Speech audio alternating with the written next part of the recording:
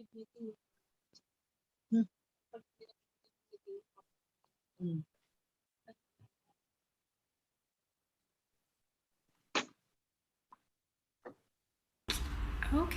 welcome everyone. I know that many of you are going to keep trickling in, but we'll get started right on time. So thank you for joining us for History Collective Pike Place Market Families Generations of Resilience. I'm Taylor Roden. I'm the Community Events Manager here at Historic Seattle, and our mission is saving meaningful places to foster lively communities. So at Historic Seattle, we know that our properties and our programs occupy the unceded traditional territories of the Coast Salish peoples. And the acknowledgement that we share with you all before each of our programs is not a substitute for developing relationships with Indigenous communities or for honoring Indigenous stories as we share our collective history.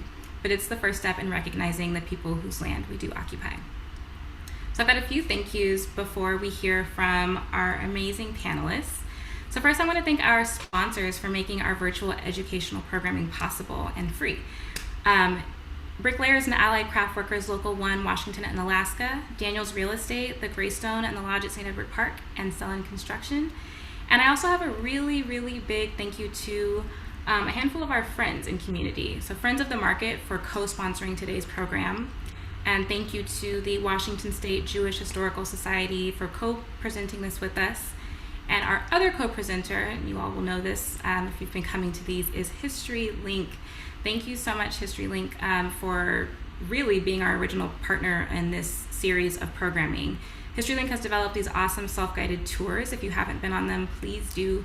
I'll include that in the follow-up email at the end. But they have 2 self-guided tours of the market, one highlighting the architecture and the other one highlighting food and eateries. So that's fun. You should do it.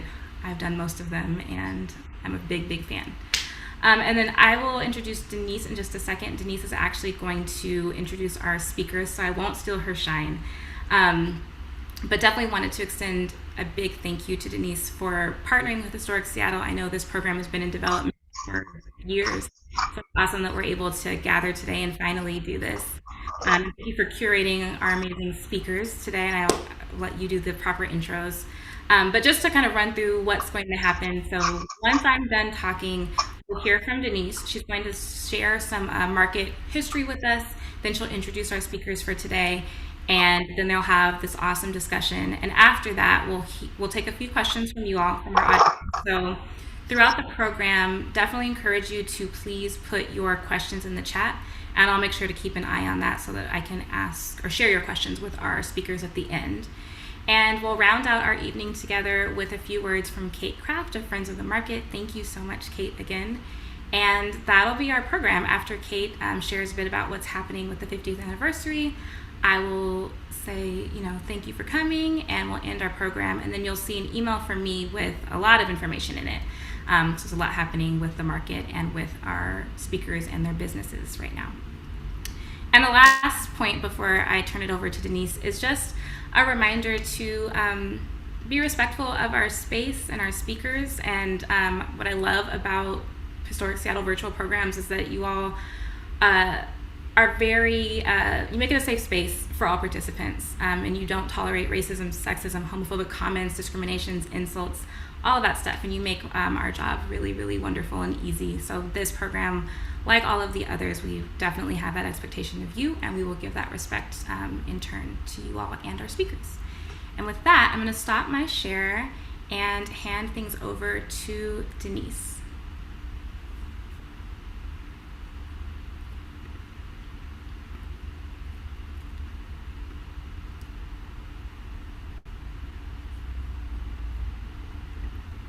And Denise, I think you're still on mute for us.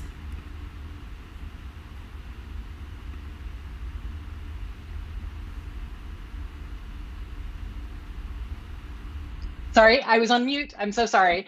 Thanks to everybody who is joining us today to celebrate the stories and the families of Pike Place Market and shine a light on the resilience that has kept these multi-generational businesses going, along with the market itself. And we are so thrilled that we are going to be joined in a conversation as part of this program with 2 women who are instrumental in keeping their family businesses going at Pike Place Market. Lila Rosas of Oriental Mart, and Si Yang Shell of Yang Farm Flowers. And just as a small programming note, Carlee Hollenbeck of Pure Food Fish had hoped to join us, but has a scheduling conflict today. So the start of our program is really going to give some context around the history of Pike Place Market, and many of the stories and the photographs in this part of the program come from a new digital book, a free book that's been released by the Pike Place Market Preservation and Development Authority. And I was honored to be a part of the team that helped produce this book. And if you love the market as much as I do, I know you'll truly enjoy the photographs and the stories and the memories that are collected in this project. So if you haven't already, after this program, I encourage you to go to the PDA's website, pikeplacemarket.org, to download the book. So it was 114 years ago this August when farmers first pulled their wagons up onto a wood-planked Pike Place to start the revolutionary concept of a public market in Seattle, where customers could buy their produce directly from the farmers and bypass the middlemen who were driving up the prices. And it was kind of a typical cold, damp, gray Seattle Saturday. But this did not, the drizzle did not dampen the spirits. The farm wagons were completely overrun. They sold out within minutes, and customers complained there weren't enough farmers there to sell. One farmer reportedly joked, "The next time I come to this place, I'm going to have to get police protection or put my wagon up on stilts." So yes, the market was kind of instantly popular when it started in 1907. And it grew very, very quickly. In fact, most of the buildings that we still see today were built within the market's first 10 years. And of course, today, millions of people come to Pike Place Market every year to the space that the authors Alice Charette and Murray Morgan famously called the soul of the city. But before we get too much further into the story of Pike Place Market, it's important to remember that this was not the first community of commerce in this location. The land along what became Seattle's waterfront had long been a trading and a fishing space for the Duwamish and other Coast Salish tribes until 1855, when the Treaty of Point Elliott took their land away. And one of the most famous residents of the area near where Pike Place Market would be established was Kiki Soblu, who was the daughter of Chief Seattle, known to white settlers as Princess Angeline. And we know from anecdotal reports that Native American vendors did sell at the market from the earliest days, but their stories have not been included in much of the market's photographed or written history. We do know that most of the families who were selling at the market and the farmers who brought their produce down were immigrants, newcomers to the Seattle area who were looking to make a living using the skills and expertise they brought with them. The fruits and vegetables sold were grown on a mosaic of family farms that dotted the city of Seattle, and many of those families were Italians and Japanese and Filipino families who brought their produce down to the market to sell. And some of the earliest fishmongers at the market were Sephardic Jews who had come to the Seattle area from what is now Turkey and the island of Rhodes. Families from all over the world have come to the market throughout its lifetime, looking for economic opportunity, but also finding community. And there have been many, many times throughout the market's life that community has had to draw on deep reservoirs of resilience in order to endure. From the very earliest years, the market was actually under threat of redevelopment. In 1913, voters rejected a proposal to turn the market into a railway terminal. And in the 1920s, the Seattle mayor, Edwin Doc Brown, repeatedly floated this idea for a skyscraper to take over the space. And the redevelopment proposals and threats continued throughout much of the 20th century. This was the aggressive Pike Plaza project development proposal in the 1960s. And it wasn't until 1971, 50 years ago this fall, that the advocacy group, the Friends of the Market, led the successful citizens initiative to preserve the market. So it could be the public market of the city's future as well as its past. And of course, in more recent years, the challenges for the market have included the demolition, disruptions from the demolition of the Alaskan Way Viaduct, as well as, of course, the lockdowns and restrictions of the pandemic. But through everything, the heart and soul of the market has always been its people, the families who have worked here. And there are so many stories, many more than we have time for, but we just wanted to give a little overview of some of the larger immigrant groups who came to the market to work and find community here. So starting with the Sephardic Jewish community. So Sephardic Jews are descended from Jews who were forced out of Spain during the Inquisition in the 15th century, and many of them resettled in what is now Turkey and the island of Rhodes. And around the turning of the 20th century, some of them started coming to Seattle, drawn by the marine-based climate, the sea-based economy, and the growing Jewish community here. And by 1913, there were about 600 Sephardic Jews living in Seattle. Many of them were working at businesses either in the market or connected to the market. So for example, in this picture on the left, we see Solomon Calvo, whose waterfront seafood and oyster shop sold to market fish shops. And in this picture on the left, we see Jack Ammon. Jack came to Seattle in 1911 from Turkey and quickly found work on the waterfront. This is him at the Palace Fish Company. But by the 1920s, he had a fish stand in the market. And after World War II, he would partner with his son, Saul, to take over the pure food fish space. And today, Jack's great-granddaughter, Carlee Hollenbeck, and her cousins are part of the fourth generation of the Ammon family running the pure food fish market. And again, as a small note, Carlee had hoped to join us, but had a conflict come up.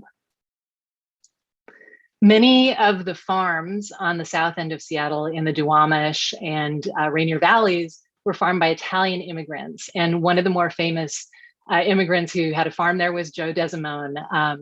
Had quite a large, successful farm and became part of the management and ownership of Pike Place Market. And his descendants would be part of the ownership of the market and the management for a couple of generations. Japanese American farmers were selling at Pike Place Market from the very beginning, and some of them marked their prices with the black broad brush, black ink, sumi style of painting.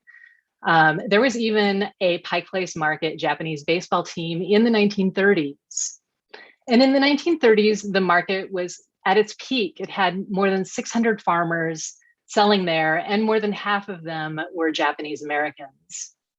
But after World War II started, Japanese Americans were forced off their farms and sent to internment camps in places like Minidoka, Idaho, and Tule Lake in California.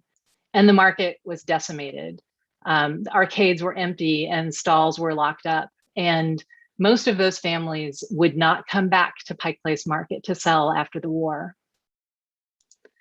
Filipino families started coming to Seattle around the turn of the 20th century after the Philippines became an American territory. And by 1920, there were Filipino families who were selling at Pike Place Market and working some of the farms around the city. But it would be several decades later when the Apostle family would come to Seattle in 1969. And a few years later, they would open Oriental Mart and add the lunch counter in the 1980s. And today, Lila Rosas, Mila's daughter, can be found behind the lunch counter most days, making her famous salmon sinigang and other fabulous dishes that she makes inspired by the produce she gets from vendors at the market. And we'll be hearing from Lila in just a couple of minutes.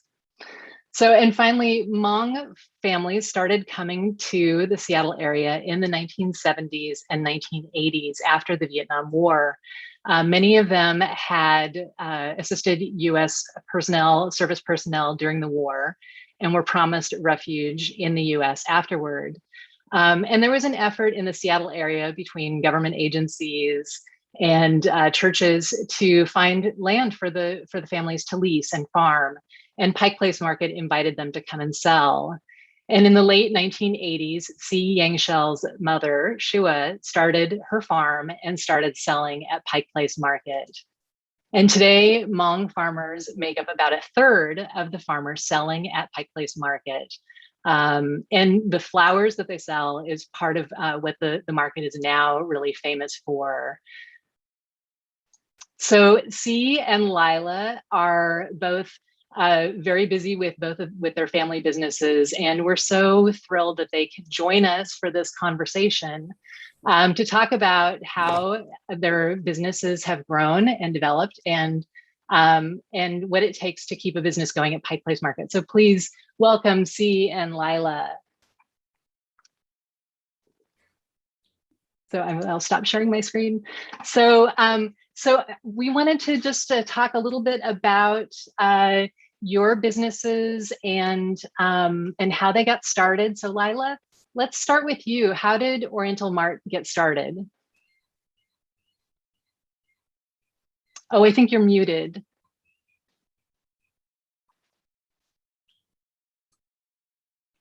Can you hear me? I can hear you now. Yes, thank you. Okay, in 1971, my mom opened up Oriental Mart, and it was just a small, small space, small store just for her by herself to run it. And then we all, helped her in the summertime, and used to come here like right after, sometimes after school. And we used to hate coming down here because, we'd rather be with our friends, and she would make us and wake us up on the weekend and make us just come down here and help her sell.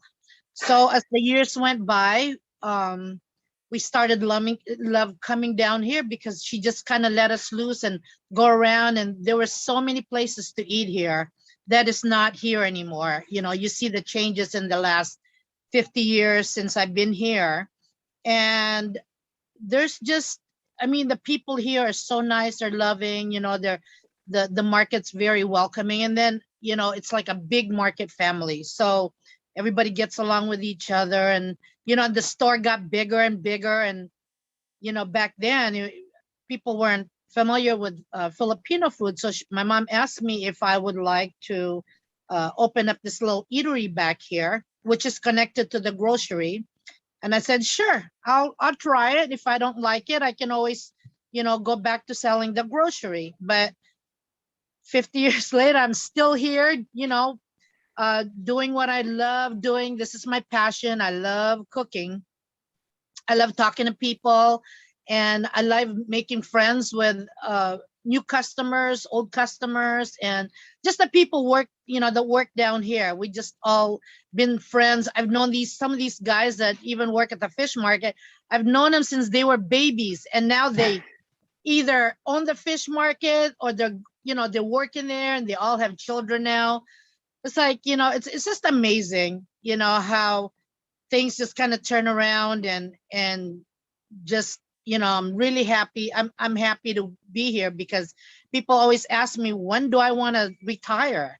That's not even my vocabulary. I love working in the market. I love the people. I love the tourists. I love new customers and the old customers. So I think I'm going to be here for a long time. That's great to hear for those of us who love to come have your food. So, see, I want to ask you the same thing. How did your mom's farm get started? Well, as you just mentioned, My mom. Go ahead, Z. I'm not muted, am I? Nope, you're good. Okay, good. Yeah, so as you said, Hmong refugees started coming to this area in the 70s and 80s, and our family arrived here in 1980. And of course, my mom was then in her late 20s, and she couldn't speak English. So it was hard for her to find work. And plus, there were a lot of us children at home to care for. So in 1987, she joined the Indo-Chinese Farm Project, which was started to help Hmong refugees and Mien and other refugees from Laos to become self-sufficient by growing vegetables to sell in this area.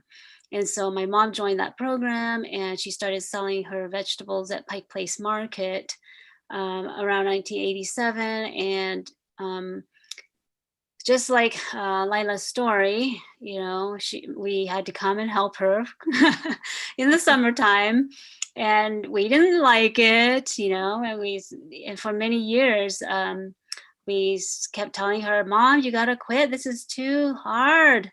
It's too much work. We don't want to do this. We don't want to help you. We want you to go do something that's easier for you so that, you can leave us all out of it and do it all by yourself. And so like Lila's story, she just told my story really. Is we just didn't like coming down to the market. But then, over the years, it kind of grew on us. And I went to, finished high school, went to college, and came back to work for my mom. And then just kind of stayed for, about 7 years. And then I left to go raise my family. And about 3 years ago, I came back after my children were grown enough. They didn't need me at home anymore. I came back to help my mom, and now I'm getting ready to take over the farm. So, Wow. Yeah, that's how we got started at the market. It's just by growing a lot of vegetables to sell in the 1980s. So I was thinking both of you were, maybe both teenagers when you were first working at the market. What's something that has really changed quite a lot in the time that you've been working at the market? Lila, maybe start. Wow. Okay, so we are in the corner market building. Back then, in the very back, it was all like hard mud. Like it's like it was all like kind of dirty, hard. The bathrooms were old. You couldn't really go in the back because it was kind of closed in, and there was like a smoker back here. I don't know. There was a lot of little big insects, if I should say, running around. And it had that old rustic look to it.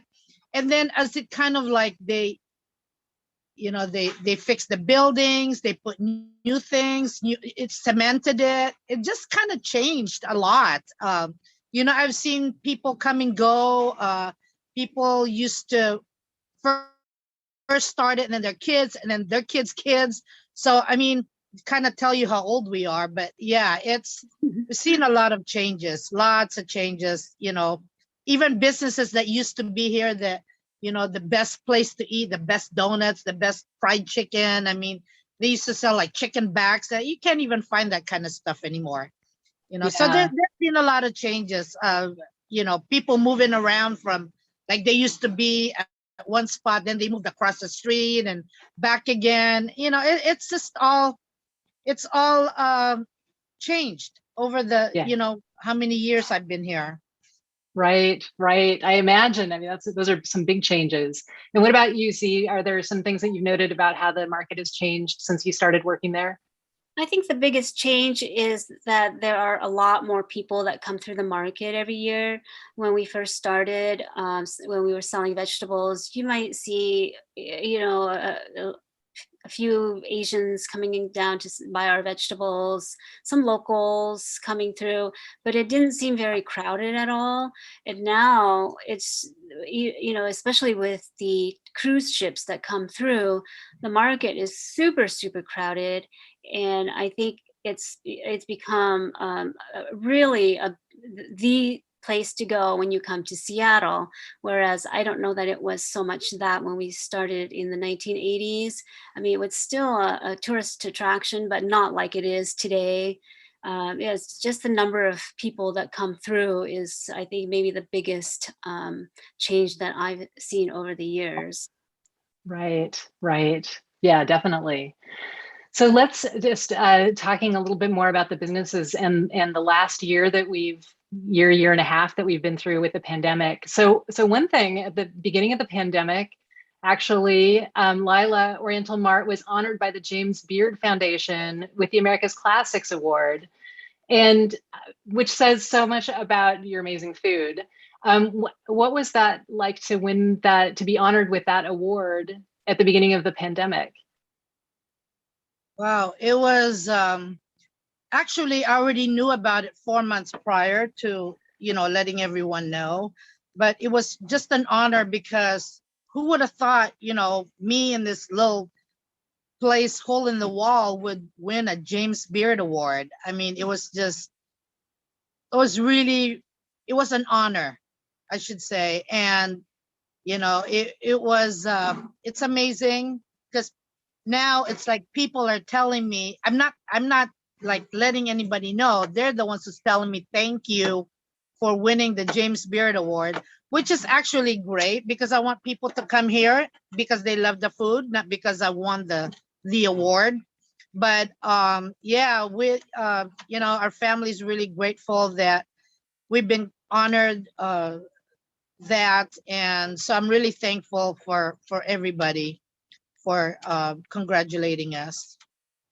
Yeah, and it's so, you have such a unique space. I think you don't actually have a traditional menu, right? No, I don't have a menu because I cook what I want from day to day, just so I don't get bored. It's always something new. Just whatever I get. Like if I get a lot of vegetables, a lot of peppers, a lot of green beans, I base my menu on that. Whatever I have a lot of. That's awesome. It's amazing and your lunch counter is sort of in the back part of Oriental Mart in the corner market building, right? Yes. Yeah, so that people can find you there. So see, for the when the pandemic started, what did that mean for your mom's flower business? Well, when the market shut down, then it was right at the start of the growing season when flowers were just starting to come into bloom. And so we had to find places to sell our flowers. And my friend started this market outside of her home for people to pick up flowers, and so we were able to sell through that.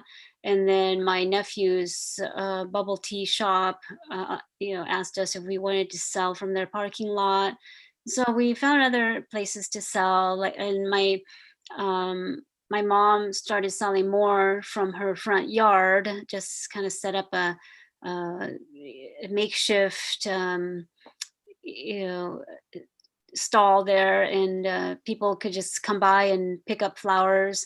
So we just had to scramble and find different ways to sell our flowers until the market opened.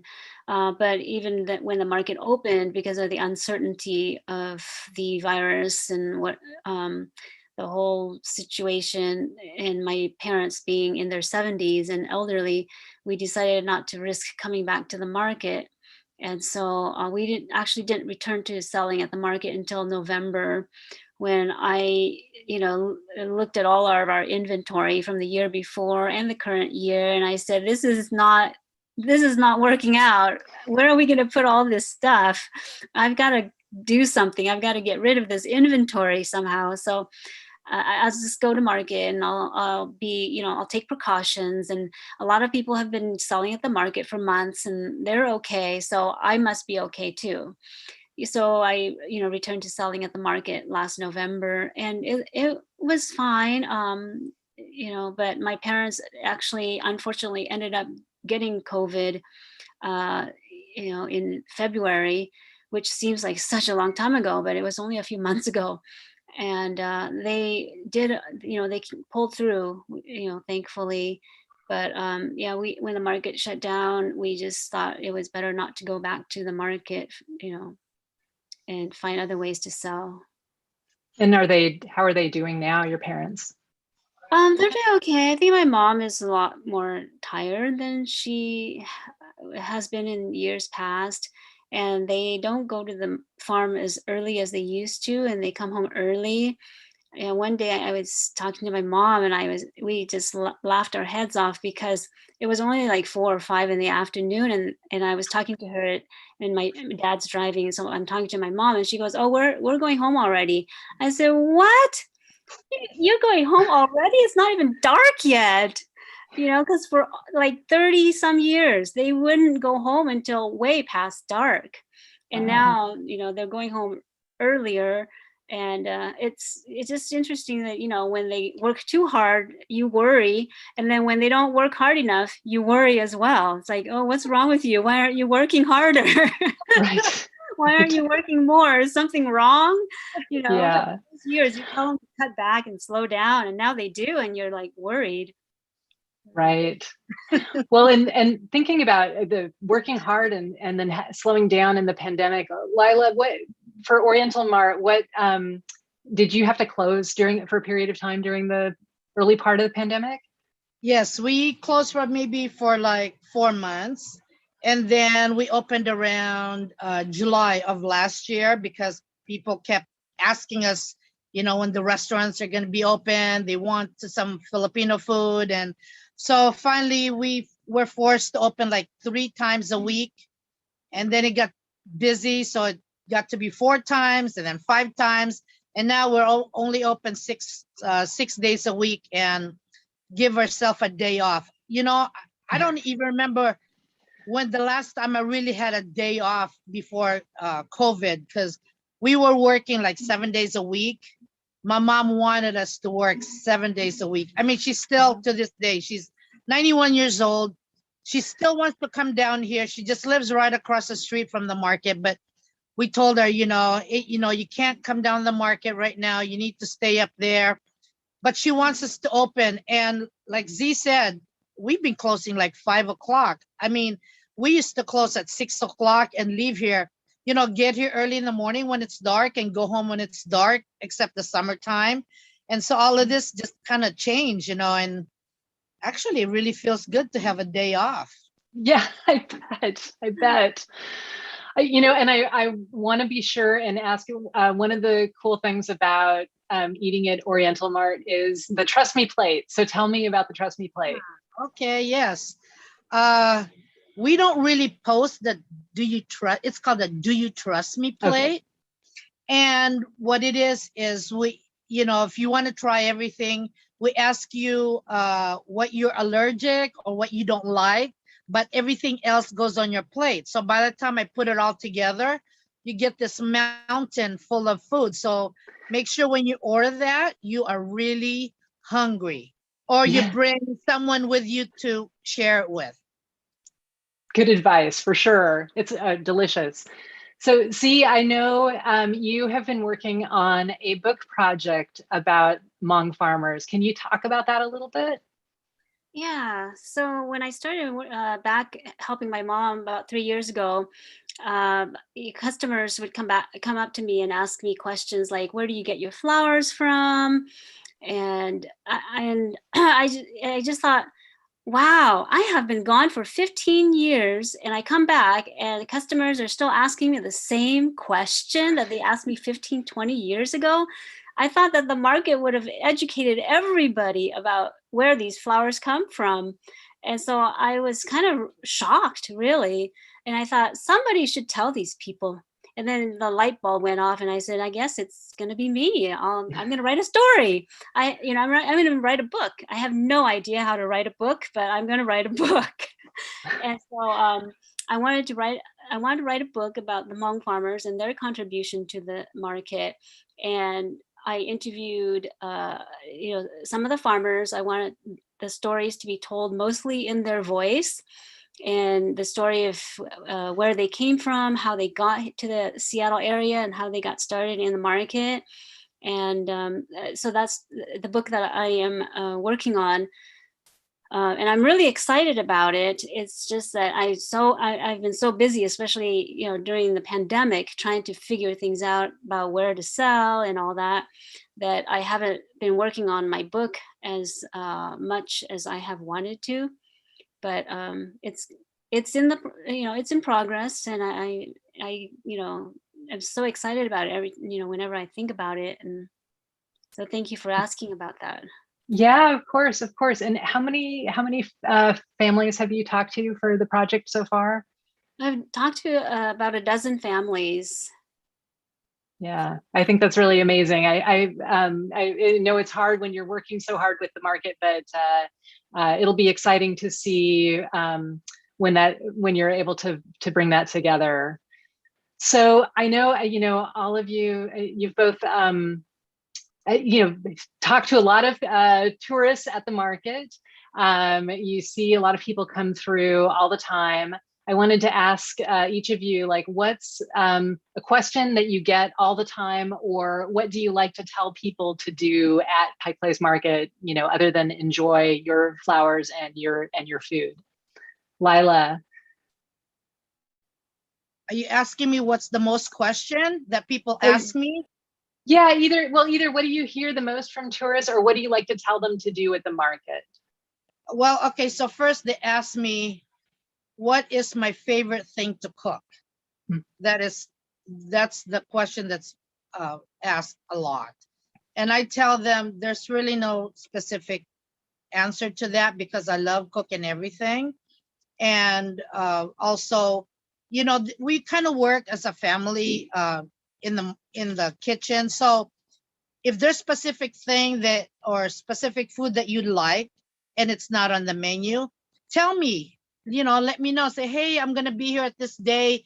Can you make me this? Can you make me that? And I'll say, let me know, or call us at the, on our phone, and let me know what you want us to make, and I'll make it for you. That's how we kind of work. And, and I like that because it makes them feel like they're part of the family.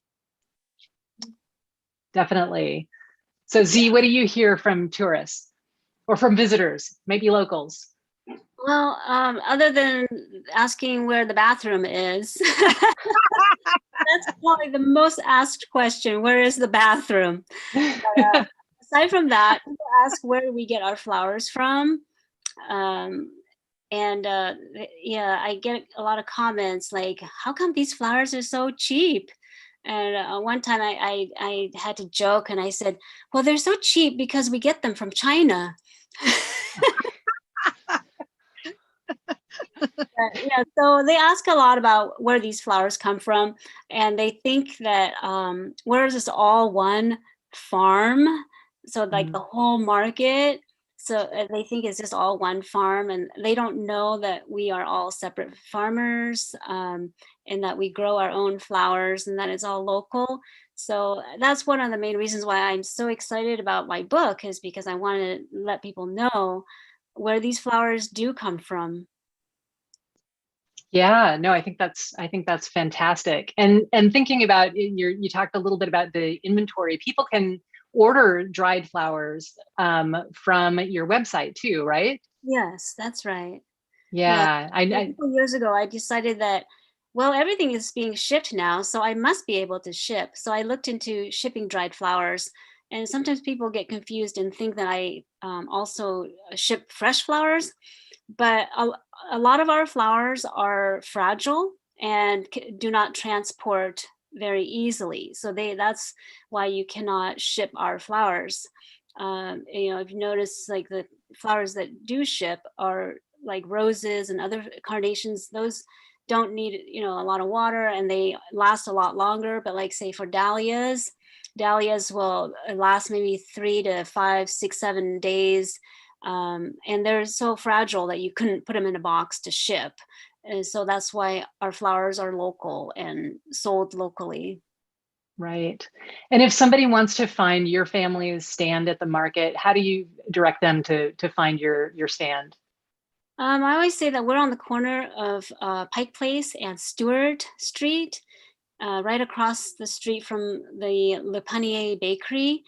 And then inside the market, we're right across from Moon Valley Organics, right across the walkway from Moon Valley Organics, and they're a permanent stand there. So whenever I'm at the market, I'm always on that corner. The market gives out stalls according to seniority, and because my mom has been there so long, she has really good seniority, and so whenever we go to market, we always get that corner stall. That's great for people to know who might want to come down and see you. So I know Taylor's going to come on here in a minute with questions from the audience. But before she does, one last question for each of you is, with so many years, decades working at Pike Place Market at this historic space, for each of you, are there some things that you've learned that you'd want to share, like sort of life lessons with this group? And Lila, if we want to start with you. Yeah, you had a lot of informative stories that I didn't even know, such as the baseball. I didn't know all of that stuff was we had, yeah, it was very informative. Everything that you said was a lot of them were new to me. A lot of them already knew, but it was good to know, like, what happened back then in the 1900s, and so it was very informative. Thank you for that. Oh yeah, sure. And are there things that you've learned from working at the market that you'd want to share? Oh yes, working in the market, I think if you have that good customer service, and like in the restaurant, usually when you go in and you just order your food, you pay, and you go. Here it's like a lunch counter, so we talk to our customers, we interact with our customers, and you can eat here by yourself but not feel like you're by yourself, because you talk to the person next to you, you talk to me, you talk to my sister, you talk to my niece Queenie. So we all like interact with customers. I mean, by the time they're done eating their chicken adobo or their salmon sinigang, I already knew their name, their family, where they work, if they're from here. So it's just all like interacting with the customers, and I think that's great that you kind of have that, because they come back and they tell their friends or family. And then I also ask them, how did you find out about a restaurant? And so this way I get an idea on if they found it in social media, if some family member told them, or if their friends told them. And it's good to know, because then you get an idea of, if you're still, if you're nice to customers, then they tell people about it's all word of mouth, I guess, and that's how I like it, because as far as I can remember, we never advertised our store. It's always like been word of mouth, letting people know, how nice we are, how great our food is. So it's all, it's all good, and you kind of learn from that, and you kind of, deal with the customer in that way. And I love that feeling when people love your food and then they come back, next year or the year after or 10 years from now, and they're still telling me like, hey, can I order that same thing I ordered? I'm like, how long ago was that? 5 years ago, 10 years ago? Like, I can't remember everybody's order, but I'll look at him, and if I think he looks like the chicken adobo, and I'll say, oh, the chicken adobo, and they're like, yeah, that one. So sometimes I'm kind of guessing, but yeah, I can kind of relate to the customers in that way, and I love it. I love that. And it's amazing when you think that you haven't advertised and how much love there is for your food. It's really a testament. Yeah. So, C, what about you? Are there some things that you've learned from working at the Pike Place Market for so many years that you'd want to share? Well, yes, I think that the biggest lesson for myself and for anyone is that, when you're a farmer, there are challenges every single growing season, because we grow nothing in greenhouses. It's all field grown. And so we are super dependent on the weather. So every year there's a challenge. Maybe there's flooding, maybe there's ice, maybe there's, an early frost, there's, too much rain, too much sun. There's always something. And my mom has had to weather all of those challenges all these years. And just watching her, I mean, she's an inspiration to me. She just keeps going and going, and she with all the challenges, she just keeps plowing forward, literally and figuratively, just plowing forward into the future and looking forward to the next season and the next crop. And doing the best that she can given the circumstances that she is doled out. And that really helps me when I have troubles. And I think, well, if my mom could keep going because she had all these challenges, I mean, also in personal life as well, but in farming too, if she can keep going with all these challenges, certainly I can keep going, and I must keep going. And so she really inspires me, having watched her farm all these years and then helping her farm as well. It just kind of puts things into perspective, like for me to have worked with her so much. And another lesson that I have learned from working at the market is that if it's a busy day, we are all busy. If it's a slow day, we are all slow. We move as one. And I think that recently I just had the insight that everybody, the world works kind of like that. You can't say, well, I hope she doesn't sell so that I can sell. It doesn't work that way. It's like, if she's selling, that means that I'm selling. And that works the same way for life. If other people are thriving, then we ourselves are thriving as well. We have to thrive together as one, or else we are not thriving together. And so that's one of the greatest lessons I learned watching how the market moves. That's amazing. Yeah, to think about the community and how the community is really you're all part of the same space, and what's good for one is good for everybody. Yeah. So I want to be sure, Taylor, I'm sure we have questions from the audience. So do you want to come back on and help us answer some of those? Yes, happy to do that. And you actually did really, really great on time. So if you have a reserve question, I have a feeling that we'll have time to get to that one as well before Kate closes us out. But the first question that I want to ask you all is from Jeff. And Jeff, special shout out to you. Thank you for this. This is an awesome program. So Jeff's question is, what are the biggest challenges facing your businesses for the next generation? Just coming off of the advice question, I like this one. And either Lila or... Well, I think that for our family, the biggest challenge is, how do we move forward when my mom and dad can no longer farm? Because farming is such a physical job. It takes a huge toll on your body, and they're getting older. They're not as able as they used to be, and so that's our biggest challenge for our business. Is like, when they can no longer farm anymore, then what will we do? Who's going to take over, and how do we move forward with this business? Thank you. Lila, what about you? Okay, well, we're on third generation now. My sister and my niece are running the front of the store, and I'm running the kitchen. I think the grocery store is a little easier to run. I don't know who's going to take over when I retire.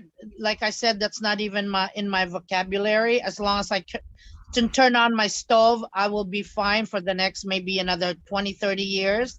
But I'm not sure who's going to take over to cook, but because it seems right now they just love to eat my food, but nobody wants to get back in the kitchen and cook. So that one is still up in the air. But right now the grocery store is the one that's I think that one of the kids will will take over someday. Thank you. I'm definitely guilty of that in my own family. I'm the official taster. I don't cook anything. So the next question came from Kate, and thank you, Kate, for asking this question.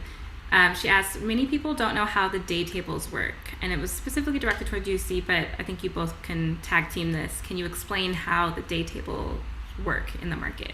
Sure. So for the day tables, for the farmers, we have to let the market master, the person that gives out the tables, we have to let them know the noon noon of the day before we want to come that we are coming to the market. And then depending on who reserves by noon of the day before, the market master gives out the tables according to who has seniority.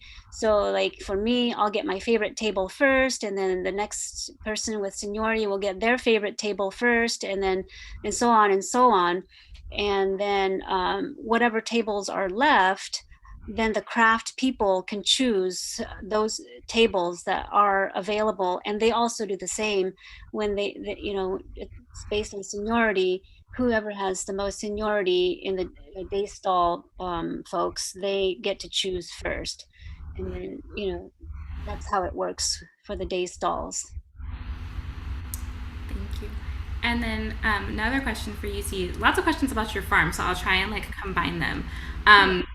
So questions about the size of your farm, the location of the farm, and then are you growing vegetables in addition to flowers? Our farm, about 3 acres of it is located in Woodinville on the original Indo-Chinese farm project land. And the rest of it, about 10 acres, is out in Monroe, and we lease that land. We grow about 90% flowers and maybe 10% vegetables. It used to be the other way around, but as my parents have aged, they have found flowers to be a lot more forgiving and a lot easier to grow than the vegetables, which are very labor intensive, and you have to keep growing the vegetables in like different times, a lot of crops throughout the season. You have to keep growing the same vegetables after, and harvest it, cut it, and then regrow it. And so it's a lot harder than flowers, which you may plant and for one season and then maybe sell for a lot longer than the vegetables would sell. So they don't grow a lot of vegetables, and they if whatever they grow, it's mainly for consumption, for our family to consume, and not so much for sale. Got it. And you kind of answered another question that was related to maybe this is a trade secret and you don't have to tell us, but how do you grow flowers year round given some of the conditions that you kind of outlined, or some of the challenges with weather and climate and just things that are out of your control? Well, we grow different crops. So, the crops grow at different times, or they bloom at different times. And so like in the early spring, we'll have the daffodils come up, and then we'll have the tulips and the peonies, and then, different flowers are blooming all the time. And we may lose some of the crops, but there's still some to sell because we do grow a lot of it. And if one crop fails, then we have another crop that's coming up, and so there's at least something to sell every year. Even if something fails, something will succeed. And we have learned over the years what crops do well in what soil and what kind of weather, and to kind of do crop plant different plantings. Like maybe we'll plant some gladiolas in the spring, and then we'll plant some in the fall, or so that there's different times when they will bloom. And so like maybe if we lose the fall crop, we'll get the spring crop, so that we are not completely without income.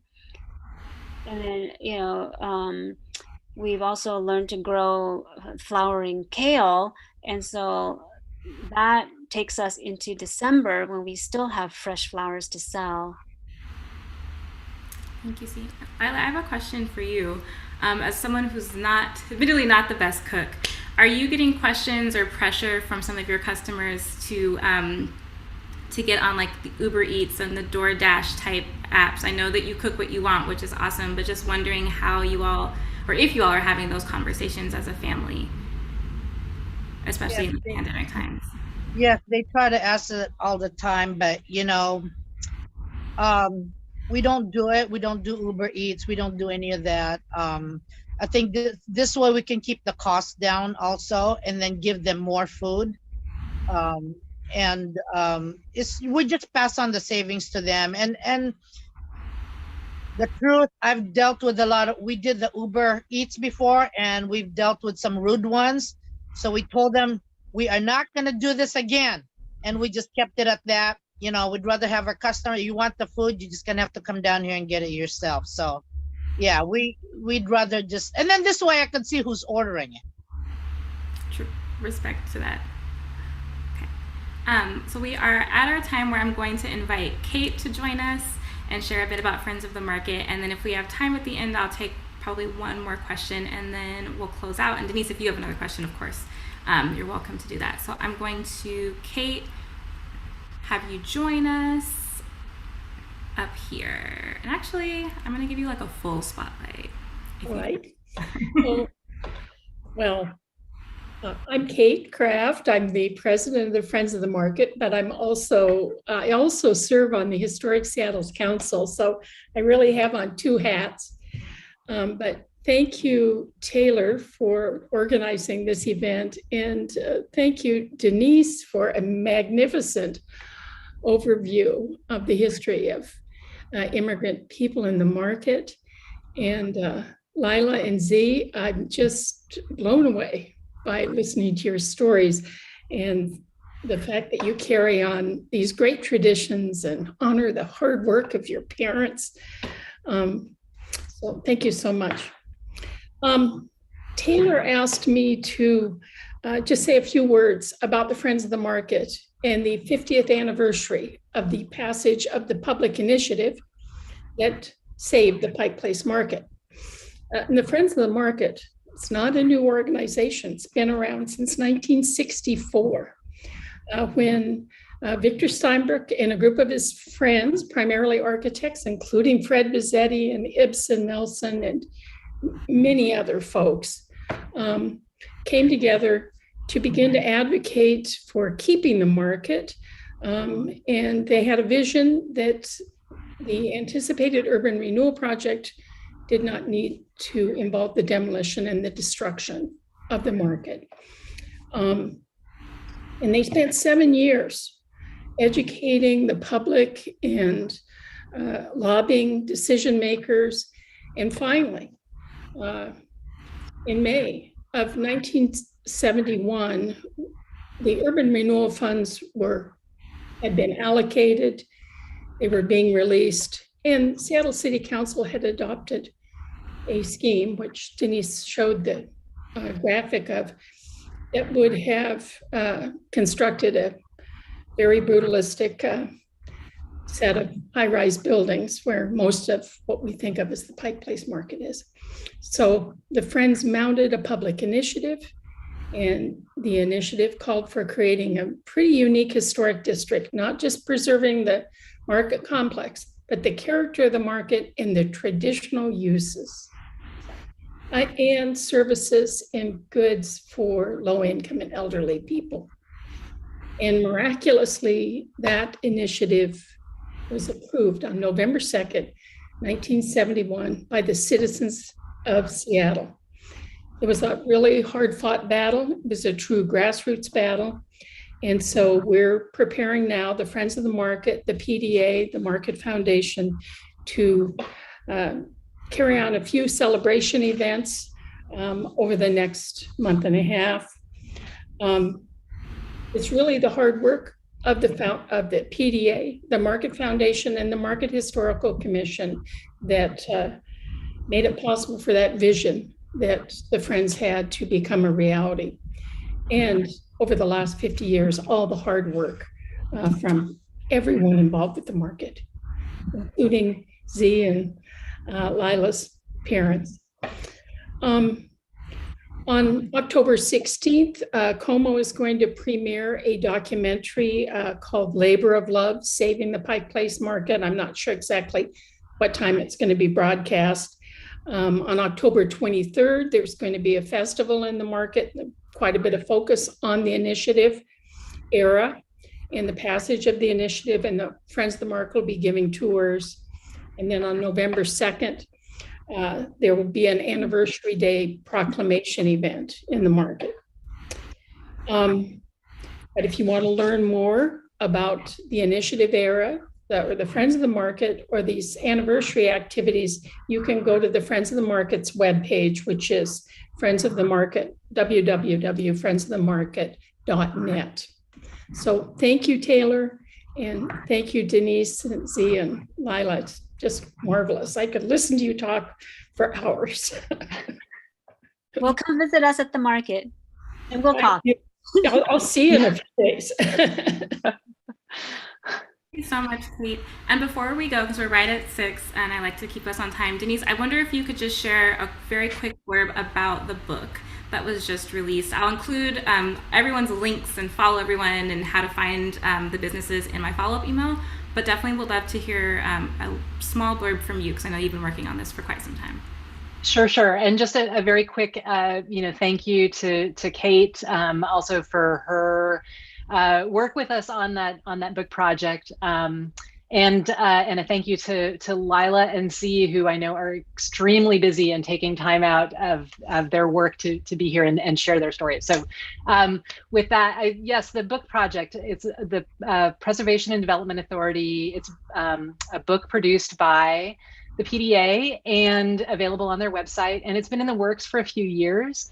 And it's divided into chapters sort of thematically, so that each chapter takes on a bit of the market and can stand alone, even as an educational piece or as its own piece of work. So there's birth of the market, citizen activism, urban design, market management, sort of how the market is run, market families, and the 21st century growth. And the idea was always that this book would be really a resource. It brings together a lot of source material from both people who've been a part of the market for a long time, as well as archives around our region, and it puts it all into one space. So for people who just love the market or want to study the market, or historians, or somebody who wants to run a public market elsewhere, this book was intended to be a resource for all of those different audiences. So, and the great thing about it is it's free, and it was partly produced with a grant from For Culture, and it was an amazing project to be a part of. I encourage everybody to check it out. Thank you, Denise. And thank you, Kate and Lila and C and the Washington State Jewish Historical Society and HistoryLink and all of my colleagues at Historic Seattle for this. This was awesome. And, I'm always up for part two of everything. It was awesome to hear from you all. Everyone tuning in, thank you so much for taking time out of your Tuesday to join us. The recording will live on Historic Seattle's YouTube channel, and I'll send you a direct link to that so you can watch this again and share it with friends. And please don't forget to go and support our awesome businesses, Pure Food Fish and Yang Farms and Oriental Mart, and be great and well. Enjoy the rest of the sun while we have it. Thank you. Thank you for having me. Anytime. Thank you for having me. You. Yes, thank you for sharing your stories. It was wonderful. Yeah. Thank you so much. All right, you all. See